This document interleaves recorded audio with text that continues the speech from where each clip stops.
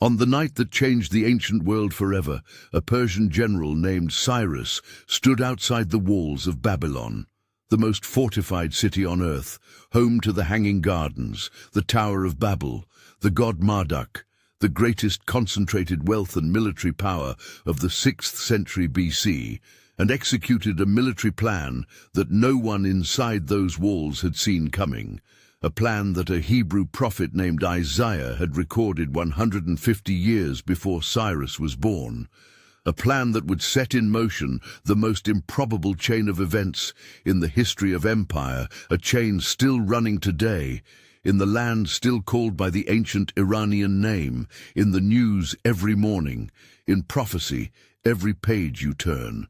Before we go deeper into this story, if this kind of depth, where ancient scripture, real history, and the world right now converge, is what you have been looking for, subscribe to this channel. This is where we uncover what has been hidden. The date was 539 BC. Babylon had considered itself impregnable, massive double walls, a moat, the Euphrates River running through the city. Cyrus diverted the river. His troops walked in through the riverbed under the walls, while the city was celebrating a festival. They met almost no resistance. Babylon fell in one night. And when Cyrus entered the city, what he found was not just gold and territory. He found tens of thousands of Jewish captives, the people who had been in exile since Nebuchadnezzar destroyed Jerusalem 48 years earlier. A prophet named Daniel, who had served in the Babylonian court and now served in the Persian court, was still alive. And within weeks, Cyrus issued a decree that no conquering king in the ancient world had ever issued before. The Cyrus cylinder, a clay barrel discovered in Babylon in 1879 by British archaeologist Hormuzd Rassam, now one of the most studied artifacts in the British Museum, records what Cyrus said when he took the city. He restored the religious practices of the peoples Babylon had conquered. He returned the cult statues to their original temples. He sent captive peoples home. He called himself the king chosen by Marduk, not to impose his religion, but to restore the religions of those who had been displaced. Modern historians sometimes call this the first human rights charter in history. Whether that designation holds up to scrutiny or not, the content is undeniable. The king who conquered the most powerful empire in the world immediately set about freeing the people it had enslaved. Now here is the detail that stops every serious reader of Isaiah cold. Isaiah chapter 44 verse 28 reads, "Who says of Cyrus, he is my shepherd, and he shall fulfill all my purpose, saying of Jerusalem, she shall be built, and of the temple, your foundation shall be laid." Isaiah chapter 45 verse 1 continues, "Thus says the Lord to his anointed, to Cyrus, whose right hand I have grasped, to subdue nations before him." The word translated anointed in Hebrew is Mashiach, the same word from which we get Messiah, the same word applied to the coming deliverer of Israel.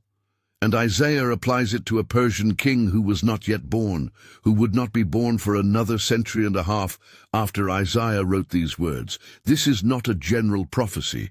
This is a name. There is an objection that every careful reader raises at this point. Why would the God of Israel call a Persian king his anointed? Why Mashiach for a man who worshipped Persian gods, who had no relationship with the Torah, who almost certainly never encountered the Hebrew scriptures until after Cyrus the cylinder had already been written? The answer the text gives is not about Cyrus's worthiness. It is about God's method. Isaiah 46:10, God speaking says, declaring the end from the beginning and from ancient times, things not yet done, saying, my counsel shall stand, and I will accomplish all my purpose. Cyrus was not the point. Cyrus was the instrument. The freedom of a captive people was the point, and God chose a Persian king to deliver it, not because Cyrus earned it, but because Cyrus was precisely positioned to do it. One generation before Cyrus, a Jewish girl named Esther was taken into the court of Xerxes, known in Hebrew as Ahasuerus, the king of Persia, who ruled an empire stretching from India to Ethiopia. She had no political power. She was an orphan raised by her cousin Mordecai, and through a series of events the book of Esther records in careful detail, she ended up as queen of the most powerful empire in the world, positioned, as Mordecai told her in chapter 4:14, for such a time as this. A plot to annihilate every Jewish person in the Persian Empire was thwarted by one conversation in a Persian palace. The survival of an entire people, the continuation of the lineage that would eventually produce the Messiah, ran through Persia. Daniel's visions were not given in Jerusalem. They were not given in a safe, sacred, separated environment away from the noise of empire. They were given in Babylon, while Daniel served in the court of Nebuchadnezzar, and then in Persia, while Daniel served in the court of Darius the Mede and Cyrus the Great. The visions of Daniel 7, 8, 9, and 10, the ram and the goat, the 70 weeks, the angel delayed 21 days, were received by a man who had been taken from his homeland as a teenager, who never returned home, and who spent his entire life inside the empire that had destroyed the temple. God was not speaking from the safety of Jerusalem. He was speaking from inside the court of the conquerors. That matters because it means God's prophetic voice does not require a holy place. It requires a willing listener. Type "Jesus is Lord" in the comments right now. We're about to trace the full arc of what happened to Persia, from the greatest empire in human history to what it is today, and why it matters to every prophecy you have ever read. The Persian Empire at the height of the Achaemenid dynasty, the dynasty of Cyrus, Cambyses, Darius the Great and Xerxes, was the largest empire the world had seen to that point. At its peak, it governed approximately 50 million people, which was roughly 44% of the world's entire population at the time. It stretched from modern Pakistan and Afghanistan in the east to modern Libya in the west, from the Caucasus in the north to the borders of Sudan in the south.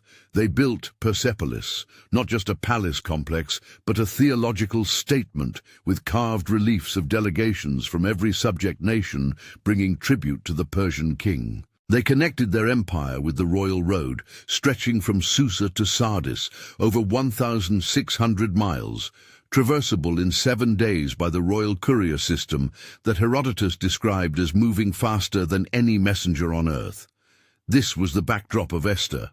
This was the empire that employed Daniel. This empire, and the God who worked through it, is inseparable from the biblical story. Then came the moment Daniel had already recorded.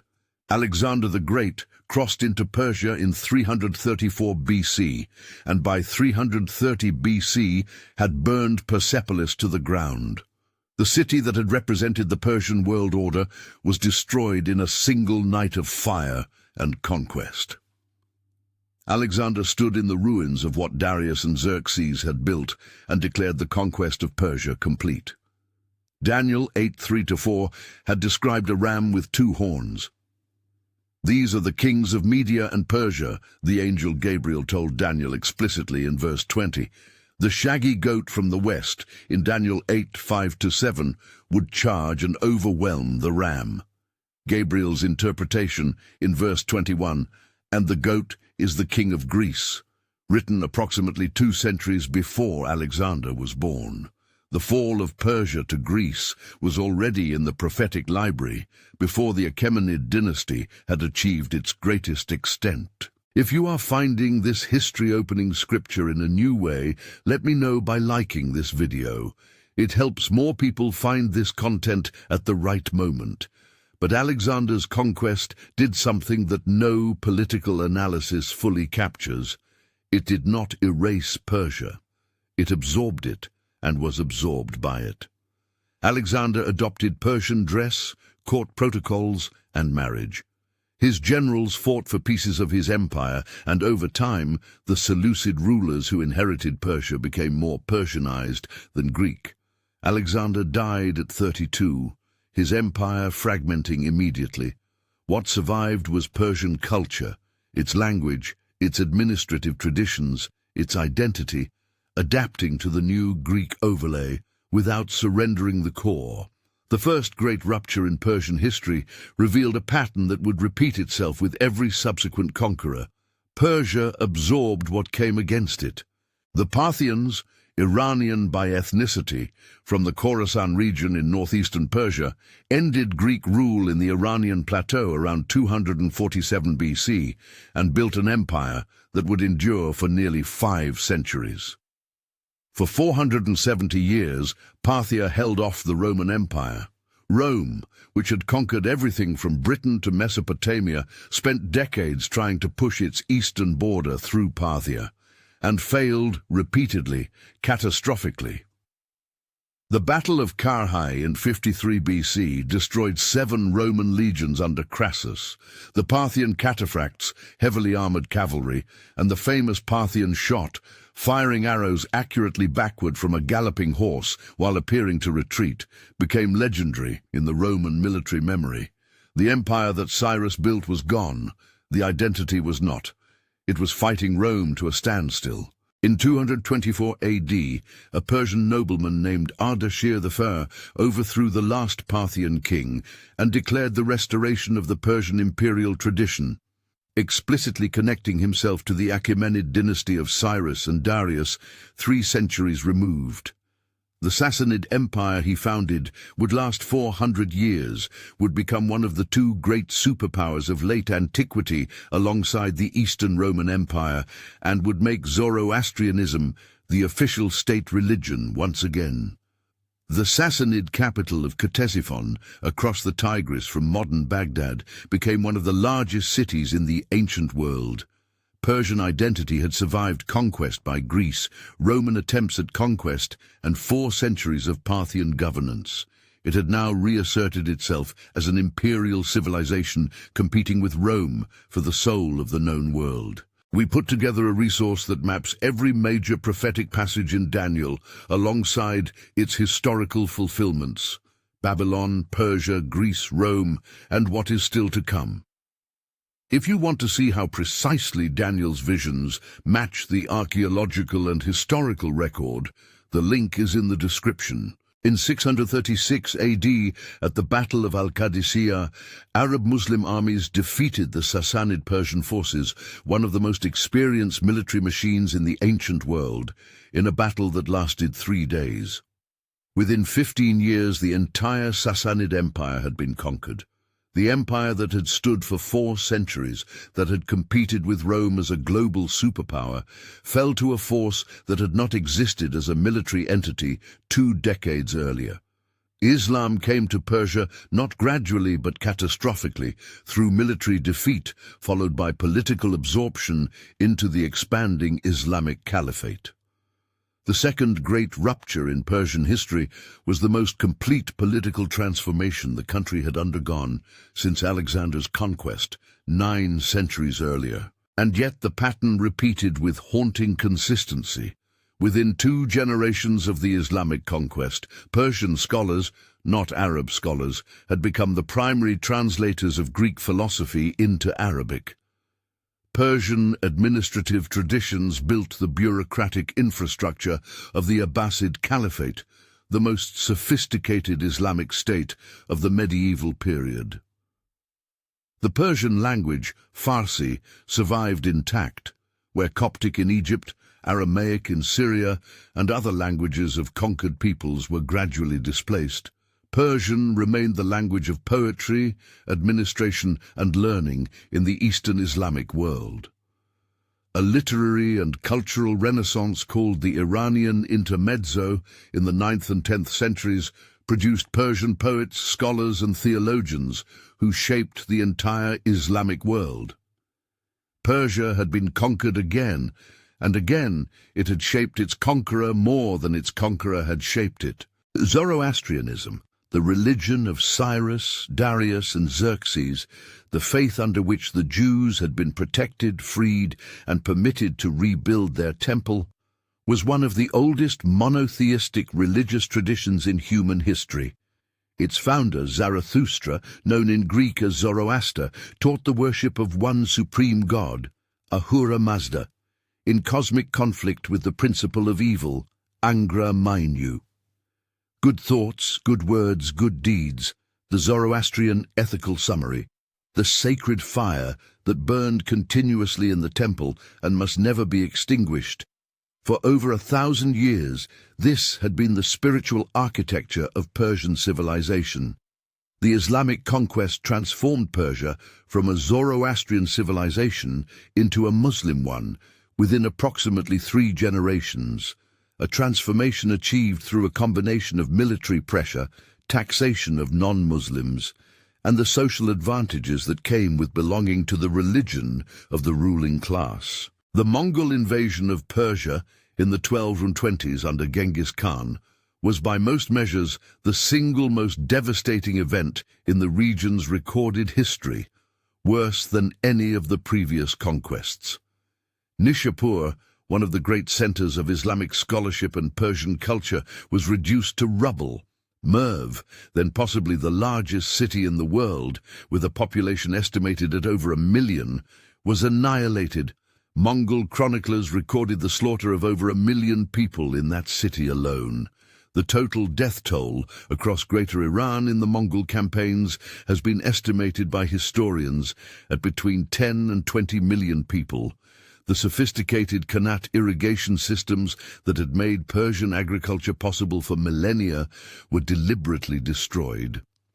The third great rupture was the most catastrophic by any human measure, and once again the pattern held. The Mongol Ilkhanate that ruled Persia converted to Islam within 2 generations. Ghazan Khan converted in 1295 and made Islam the official religion of his regime.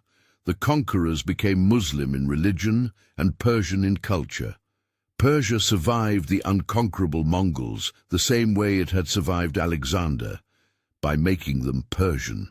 In 1501, a 14-year-old military genius named Ismail le Fin conquered the city of Tabriz and declared himself Shah of Persia. Within a decade, he had conquered most of the Iranian plateau, and in a decision that would shape the entire character of the Middle East to the present day, Shah Ismail made Twelver Shia Islam the official state religion and mandated conversion from Sunni to Shia throughout his territories. Before 1501, the majority of Persia's Muslim population was Sunni. After Ismail I, Persia was Shia, and the dividing line between Shia Iran and its Sunni Arab neighbors, which sits at the center of every geopolitical tension in the modern Middle East, was drawn in 1501 by a 16-year-old Shah. This is the moment that spiritually architected modern Iran. Every Sunni-Shia tension you read about today traces back to this decision. Shia Islam centers on the belief that legitimate leadership of the Muslim community after the Prophet Muhammad belonged to his cousin and son-in-law Ali ibn Abi Talib, and then to a succession of 12 imams from his lineage. The 12th imam, Muhammad al-Mahdi, is believed to have entered a state of spiritual concealment, occultation, in 874 AD, and will return at the end of times as a messianic figure to establish justice and divine governance on earth. This is why Shia Islam carries a powerful eschatological expectation built into its theological DNA. They are waiting for the return of the hidden Imam. That messianic expectation, a civilization waiting for the return of its rightful leader, is not incidental to the intensity of the Islamic Republic's apocalyptic orientation, its willingness to operate on long eschatological timescales, or its stated aim of preparing the conditions for the Mahdi's return. Most Western Christians are unaware that Christianity has been present in Persia for nearly 2,000 years, not as a foreign imposition, but as a living, rooted community. The Assyrian Church of the East, one of the oldest Christian denominations in existence, was established in Persia in the 1st century and spread east as a missionary church, eventually reaching Central Asia and China. Armenian Christians maintained a continuous presence in Persia across the Sassanid, Islamic and Safavid periods. Shah Abbas, the Fin of the Safavid dynasty, who made Shia Islam the mandatory state religion, also relocated an entire Armenian Christian community from Julfa in Azerbaijan to New Julfa near his capital Isfahan, where they built churches that still stand today. The point is not that Persian rulers were friendly to Christianity. They were not, in most eras. The point is that Christianity has been preying in the land of Iran continuously for 2 millennia, long before the Islamic Republic declared it an enemy of the state. By the late 19th century, Persia was a weakened state, caught between 2 great powers grinding against each other, Russia expanding south, Britain protecting its Indian empire by controlling the Persian Gulf. The constitutional revolution of 1905 to 1911 was an extraordinary event, a genuine popular uprising that produced one of the first constitutional governments in the Middle East, driven by a coalition of merchants, clerics, intellectuals, and tribal leaders who wanted self-governance. It was suppressed by a combination of Russian military intervention in the north and British political maneuvering in the south. Persia's first attempt at democratic government failed, but the desire for self-determination that drove it did not die. It went underground, where it would wait for 60 years. Reza Khan, a military officer who seized power in a 1921 coup and crowned himself Shah of the new Pahlavi dynasty in 1925, embarked on an aggressive program of modernization. Railways, universities, industry, Western dress, secularization of public life. He sent a diplomatic note to foreign governments in 1935 asking them to use the name Iran, the country's own self-designation, rather than Persia, which was a Greek and Western exonym. In 1941, British and Soviet forces jointly occupied Iran to secure supply lines during World War II and forced Reza Shah to abdicate in favor of his young son, Mohammad Reza Shah. A sovereign nation had been occupied simultaneously by 2 of the world's superpowers. The Shah they installed was 32 years old, inexperienced and dependent on Western support. The stage was being set for what would become the most consequential rupture of the 20th century. In 1951, democratically elected Prime Minister Mohammad Mossadegh nationalized Iran's oil, controlled since 1913 by the Anglo-Iranian Oil Company, the British predecessor to BP. Britain and the United States responded in 1953 with a coup operation, CIA Operation Ajax, British Operation Boot, that removed Mossadegh from power and returned the Shah, who was restored with American backing. For the Iranian people, 1953 became the original wound. The West had overthrown their elected government to protect its oil interests. That wound was never healed, never addressed, never apologized for. Every grievance that Khomeini articulated in 1979 was written in the ink of 1953. A people who had wanted democracy and been given a coup instead do not easily forget. The Shah's modernization program accelerated through the 1960s and 1970s. The White Revolution, land reform, women's suffrage, industrialization. But SAVAK, the secret police formed in 1957 with CIA assistance, conducted surveillance and torture on a scale that Amnesty International documented extensively. Political dissent, Islamic criticism of the regime, and intellectual opposition were suppressed with consistent brutality.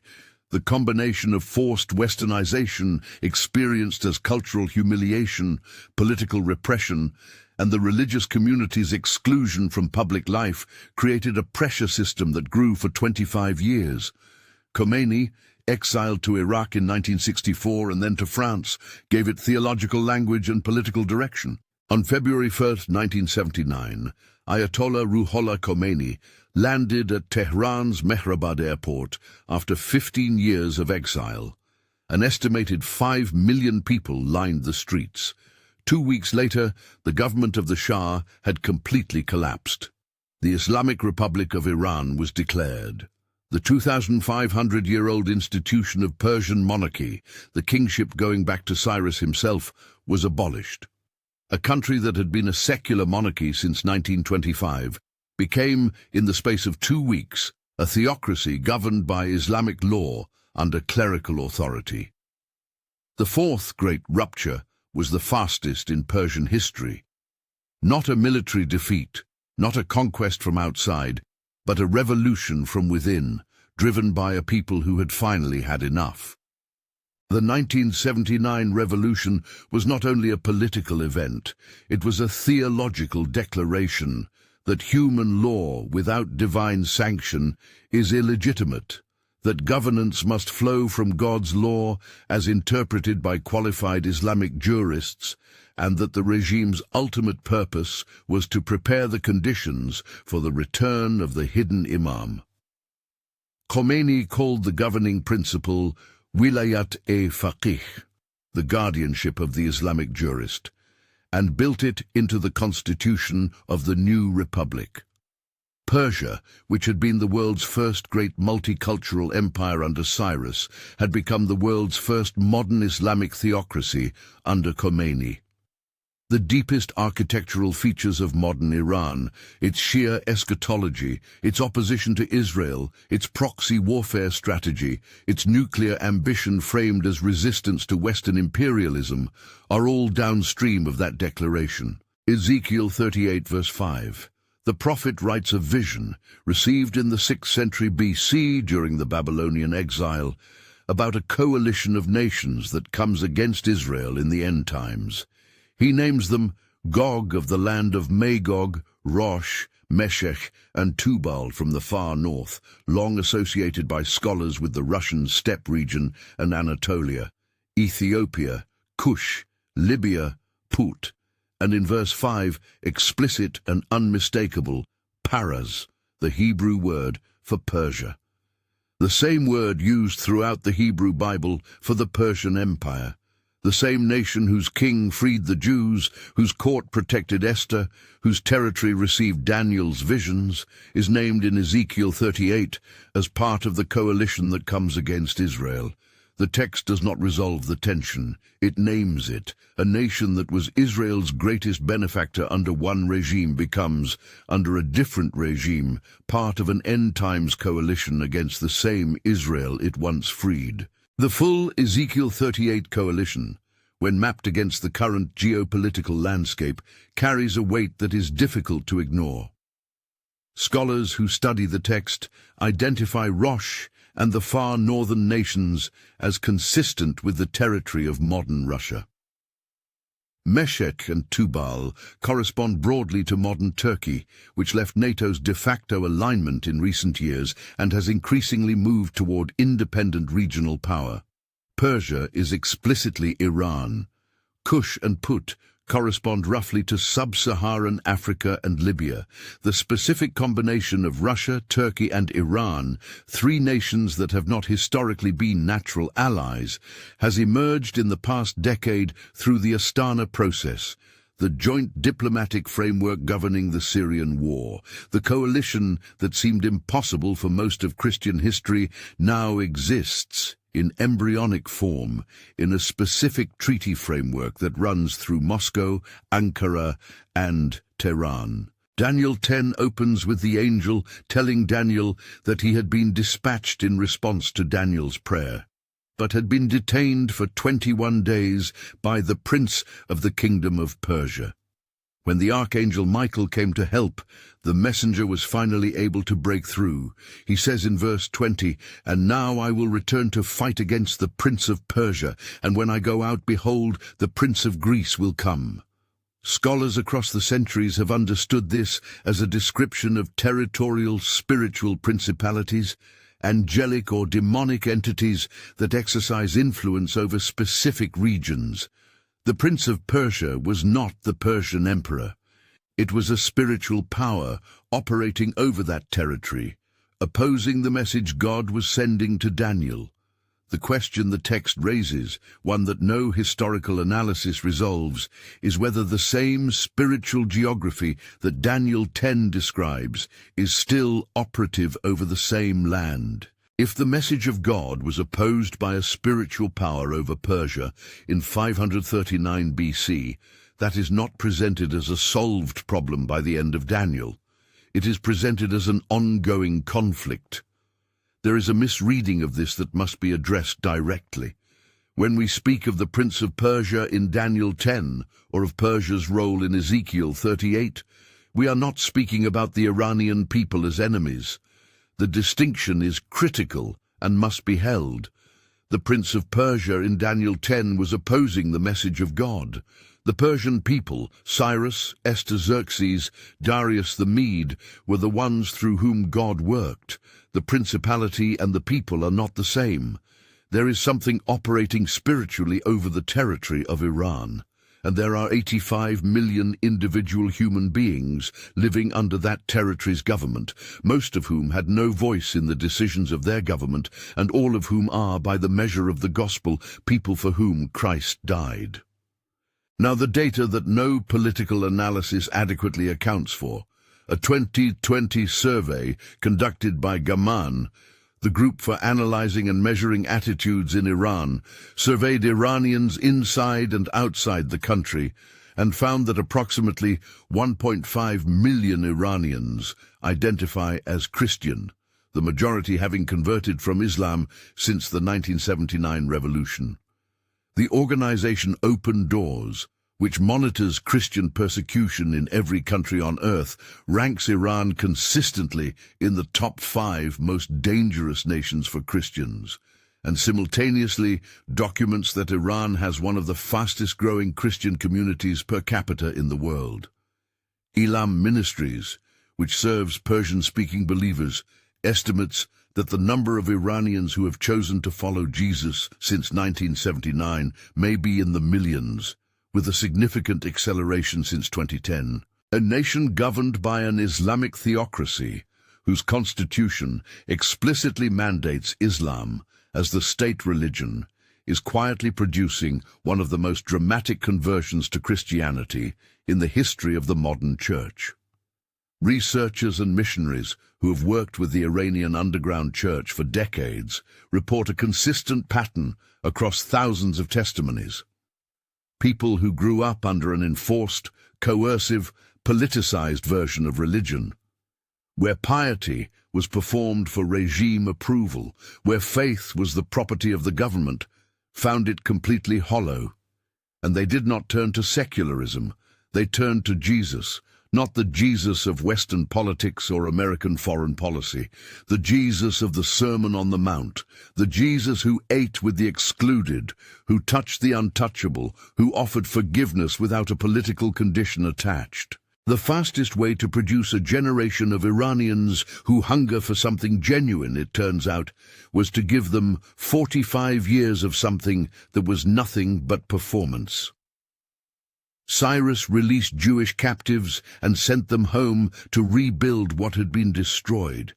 He did not know he was fulfilling a prophecy written a century and a half before he was born. He did not need to be a believer to be useful. He needed to be in the right place, with the right kind of authority, at the moment the story required it.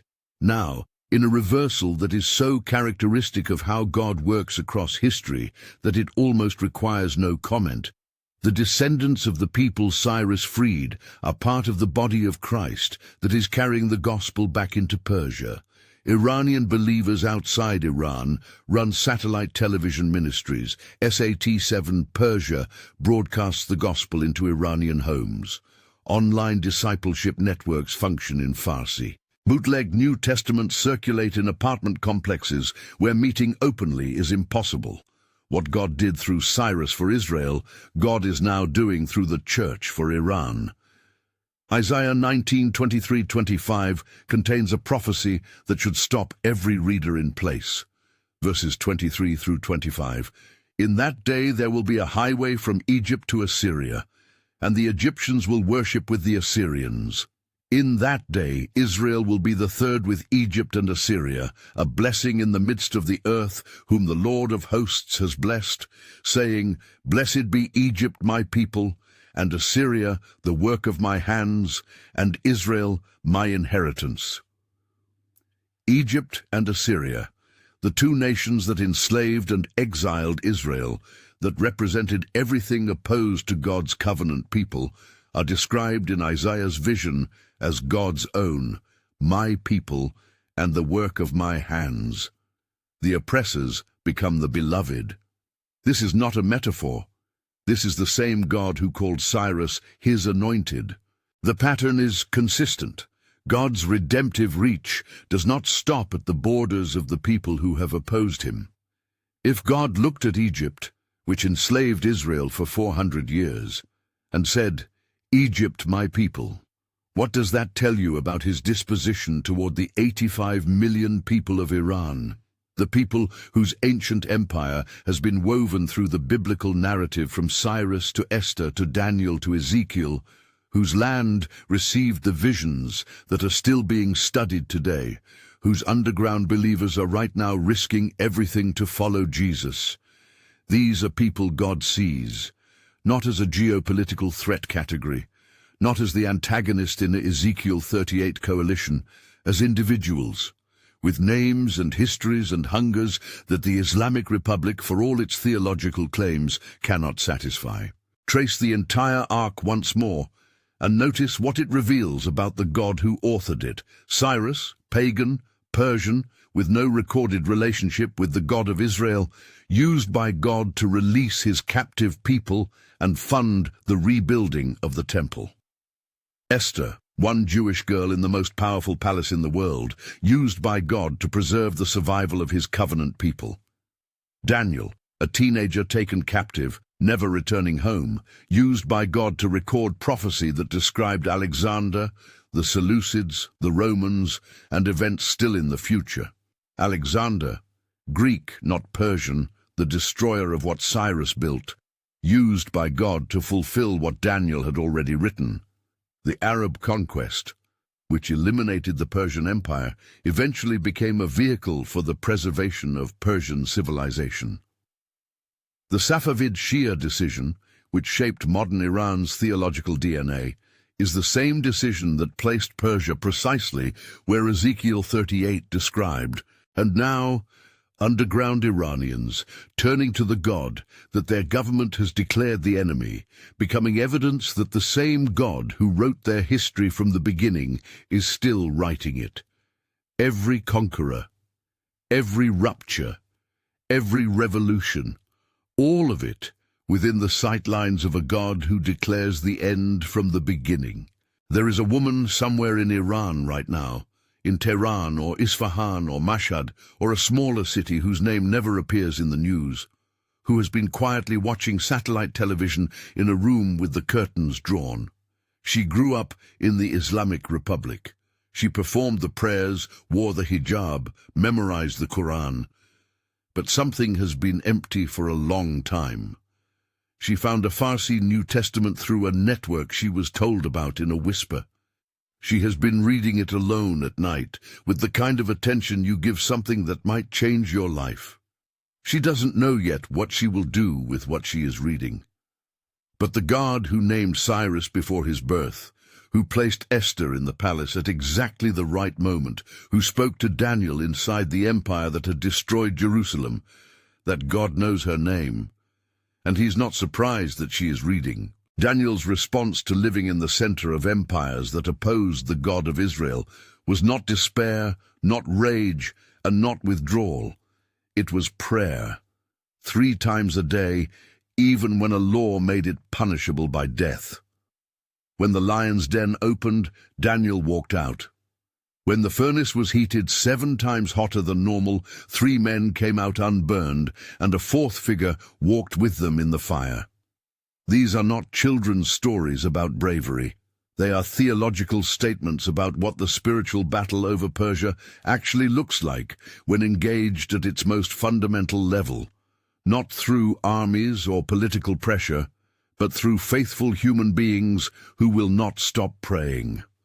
The angel who told Daniel he had been fighting the prince of Persia for 21 days was encouraged and strengthened by Daniel's persistent prayer. The outcome of the spiritual conflict over Iran is not decided only in government offices and military facilities. It is decided by people on their knees. If you have never specifically prayed for the Iranian people, by name, as a country, as 85 million individuals living under a government that does not represent the spiritual hunger in their hearts, let this be the moment that changes.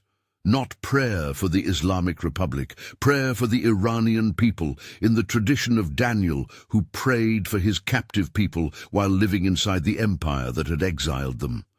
Prayer that joins the millions of underground Iranian believers who pray for their families, their friends, their neighbors who have not yet encountered the Jesus of the Gospels.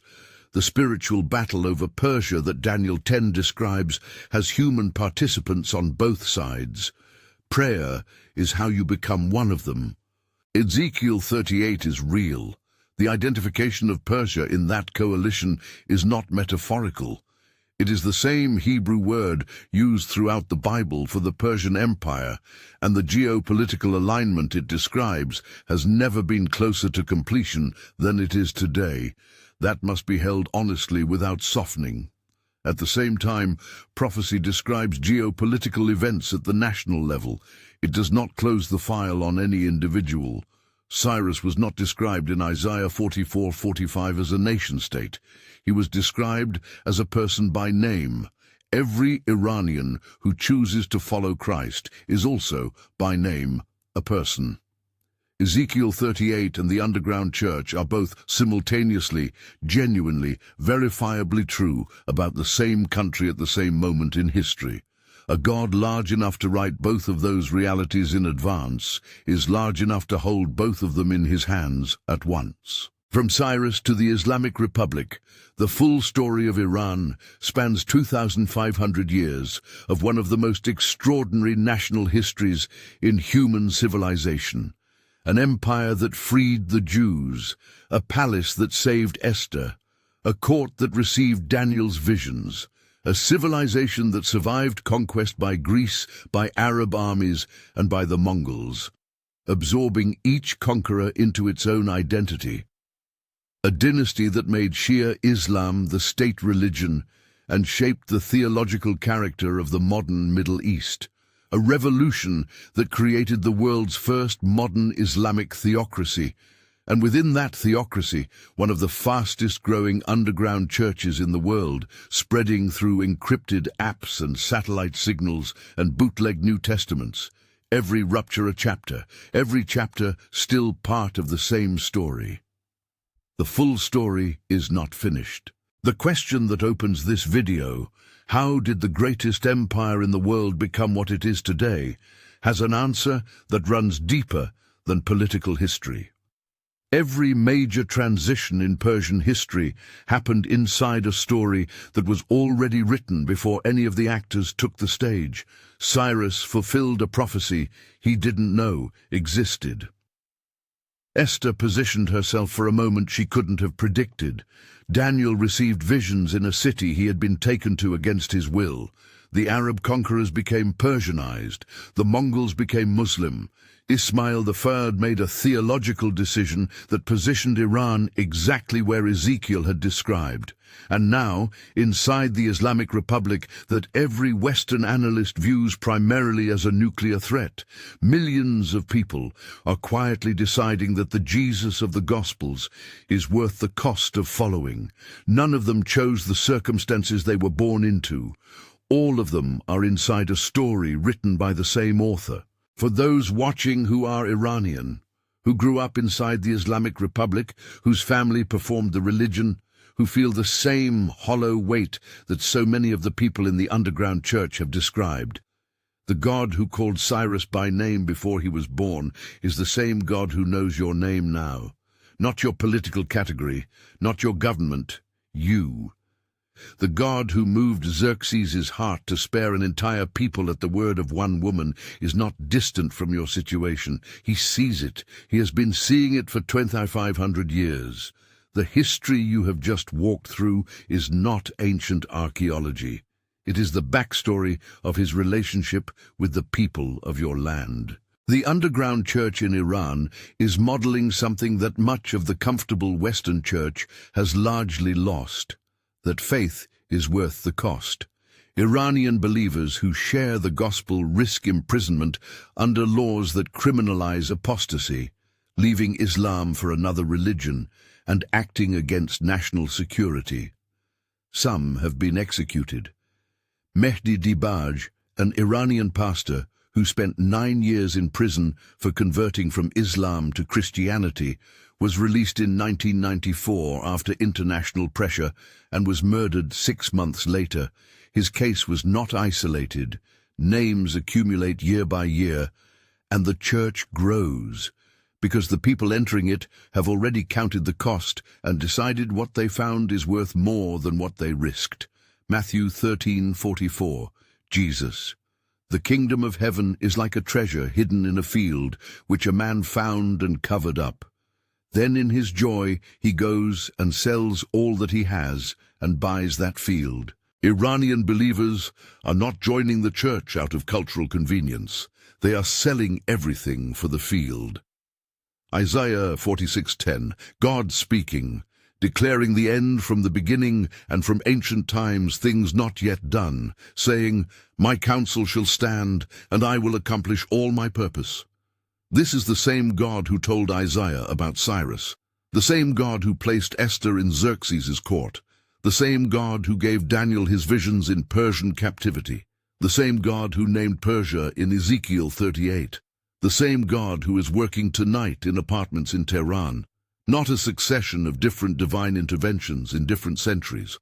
One God, one story, one purpose being accomplished across 2,500 years of Persian history, through every empire and every rupture, and every underground believer who quietly opens a New Testament in a country that has made it illegal. The full story of Iran is not finished. Every chapter we have reviewed ended in a way that no one watching the chapter unfold could fully have anticipated. The people who watched Cyrus burn Persepolis could not have imagined the Sassanid Renaissance 400 years later. The people who watched Arab armies defeat the last Sassanid forces could not have imagined a Persian Islamic civilization that would produce the greatest poets and philosophers of the medieval Muslim world. The people who watched Khomeini land at Mehrabad in 1979 could not have imagined that within a generation, millions of Iranians would be secretly reading the same book their government was trying to suppress. What comes next in this story is genuinely unknown, except that it will be authored by the same God who has been writing it from the beginning, and that the final chapter will be coherent with every chapter that preceded it. Pray for Iran. Study Ezra, Esther, and Daniel, chapters 8 and 10 in light of what you now know about Persian history. Follow Elam Ministries, SAT 7 Persia, and other organizations serving the underground church. Hold the Ezekiel 38 tension honestly. It is real, it is in the text, and the geopolitical conditions it requires are closer to completion than at any point in the last 2,000 years. And hold simultaneously, with equal seriousness, the fact that God is currently working in the hearts of the Iranian people in ways that no intelligence report is tracking. Both are true. The God who wrote both of them in advance is not confused about how they relate. The country changed its name from Persia to Iran in 1935. The empire changed hands over and over. Achaemenid, Parthian, Sassanid, Arab Caliphate, Mongol, Safavid, Pahlavi, Islamic Republic. The religion shifted from Zoroastrian to Muslim. The capital moved from Persepolis to Ctesiphon, to Baghdad, to Isfahan, to Tehran. Every external marker has changed, but Isaiah 44:28 has not changed. Cyrus's name is still written there, and the God who wrote it, who called a Persian king his anointed before that king's birth, has not revised his relationship with the people of that land. Rulers change, empires fall, the counsel of God stands. Return for a moment to where we began, Cyrus, outside the walls of Babylon, the diverted river, the unguarded gate. What Cyrus found inside, Jewish captives, the decree that set them free, the scroll of Ezra recording what he said, "The Lord, the God of heaven, has given me all the kingdoms of the earth, and he has charged me to build him a house at Jerusalem." A Persian king acknowledging the God of Israel as the one who had given him his empire, not because Cyrus had sought that God, but because that God had sought him, had named him, had positioned him, and had worked through him to do what no Persian religious conviction could have produced. That is the pattern, that is the method, that is the God whose story the full history of Iran has been illustrating for 2.5 millennia. This is not ultimately a history lesson. It is an invitation to see how God works, not through the most powerful or the most aligned, but through whoever is willing, whoever is positioned, whoever is paying attention in whatever century they find themselves in. Cyrus didn't know he was in the story. Esther almost declined to step into her part. Daniel did not choose Babylon. None of them controlled their circumstances. All of them responded, and their responses became chapters in a story larger than any of them could see from inside it. You are in this story too, not as an observer studying ancient history, as a participant in the same story, in the same chapter that includes underground Iranian believers and the Ezekiel 38 coalition and the God who declared the end from the beginning and has not changed his mind about what that end looks like. Read Ezra, read Esther, read Daniel chapters 8 and 10. Not to be afraid of Iran, but to understand it. To see a 2,500-year story authored by a God who named kings before their births, who positioned women in impossible places, who gave visions inside the courts of the conquerors. To be the kind of person who looks at the headlines from Iran and sees, behind the nuclear negotiations and the proxy wars and the political pressure, a story that has been running continuously since Cyrus stood outside the walls of Babylon and a Hebrew prophet's words came true.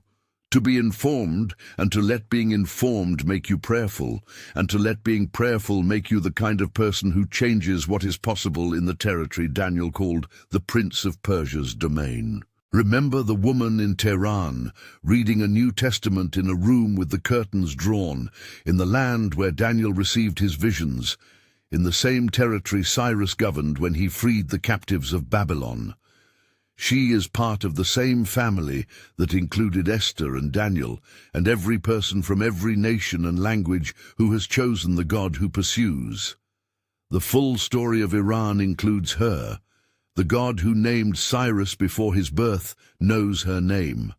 The story that started in Babylon in 539 BC and has not stopped running since is still being written tonight, in apartments and on encrypted phones, and in the hearts of people whose government has told them this God is their enemy, and who are finding out, one by one, that he is not. Type "God sees me" in the comments if this opened your eyes to the story God has been writing through Persia and Iran for 2,500 years. And if you know someone who is Iranian, or who has dismissed Iran as only a geopolitical problem and never seen the biblical story running underneath it, share this video with them. The full story of Iran is inseparable from the God of Scripture, and the God of Scripture is not finished with it yet.